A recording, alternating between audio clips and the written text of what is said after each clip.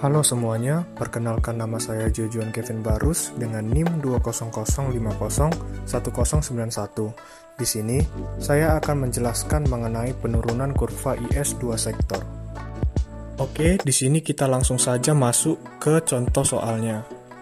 Persamaan konsumsi 200 ditambah 0,5Y dan persamaan investasi 50 dikurang 10I.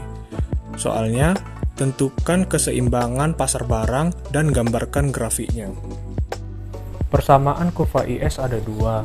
Yang pertama pendekatan pendapatan sama dengan pengeluaran, di mana Y sama dengan konsumsi plus investasi, sedangkan pendekatan kedua yakni pendekatan kebocoran injeksi, di mana saving sama dengan investasi. Keduanya sama-sama menghasilkan persamaan Y sama dengan 500 dikurang 20I. Oleh sebab itu, keduanya dapat digunakan untuk mencari persamaan kurva IS.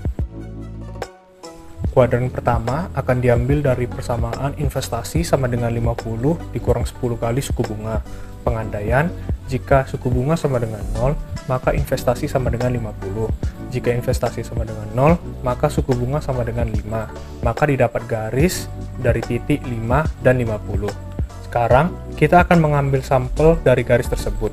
Misalkan suku bunga sama dengan 3, maka diperoleh investasi sama dengan 50 dikurang 10 kali 3, maka diperoleh investasi sama dengan 20. Inilah yang akan menjadi titik A.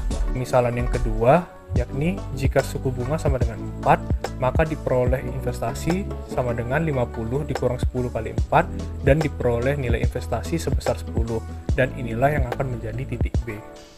Untuk kuadran kedua cukup mudah, karena saving sama dengan investasi, maka titik A dan B yang diperoleh dari sampel investasi kuadran pertama akan dilanjutkan, sehingga nilai saving dan investasi di sini sama-sama bernilai 10 dan 20. Kuadran ketiga memerlukan variabel Y atau pendapatan nasional dan saving. Saving dapat diperoleh dari fungsi konsumsi. Diketahui, konsumsi sama dengan 200 ditambah 0,5Y. Cara memperoleh saving yakni S sama dengan min A tambah 1 kurang BY. S sama dengan min 200 ditambah 1 kurang 0,5Y, maka diperoleh fungsi S sama dengan min 200 ditambah 0,5Y. Pada kuadran kedua tadi telah disepakati nilai S sama dengan I, maka diperoleh nilai Y yang pertama, 20, sama dengan min 200 ditambah 0,5Y. Y sama dengan 220 dibagi 0,5 sama dengan 440. Inilah yang akan menjadi titik A. Untuk Y yang kedua, 10 sama dengan min 200 ditambah 0,5Y. Y sama dengan 210 dibagi 0,5 sama dengan 420. Inilah yang akan menjadi titik B. Untuk kuadran keempat, kita tinggal meneruskan hasil dari kuadran pertama dan kuadran ketiga.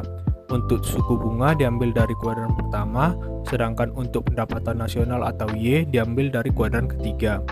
Sebelumnya, kita telah mencari persamaan kurva IS melalui dua pendekatan. Sekarang kita ulangi dengan pendekatan pendapatan sama dengan pengeluaran, di mana Y sama dengan C ditambah I. Y sama dengan 200 ditambah 0,5Y ditambah 50 dikurang 10I. 0,5Y sama dengan 250 dikurang 10I. Maka keduanya kita kalikan 2, diperoleh Y sama dengan 500 dikurang 20I. Inilah yang menjadi persamaan kurva IS atau keseimbangan pasar barang. Nah, untuk membuktikan titik ini sudah benar, kita dapat langsung substitusi ke persamaan Y sama dengan 500 dikurang 20I.